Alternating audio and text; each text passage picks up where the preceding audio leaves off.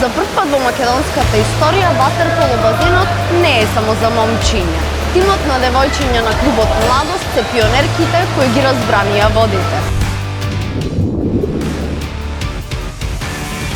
Јас сум готова на тоа што ние успеавме да покажеме дека и девојчињата може да го тренираат спортот што е традиционално за мажи. Па за мене ватерполото е многу интересен спорт, но во исто време и е многу напорен.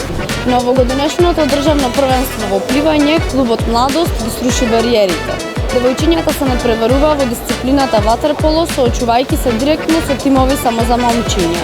Храбар чекор што ги редефинира родовите бариери во спортот.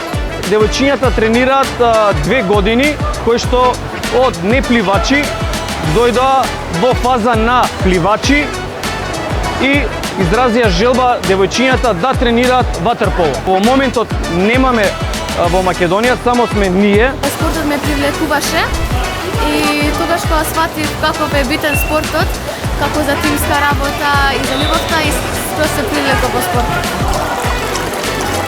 Ова не е само игра. Овие девојки докажуваат дека ватерполото е за секого.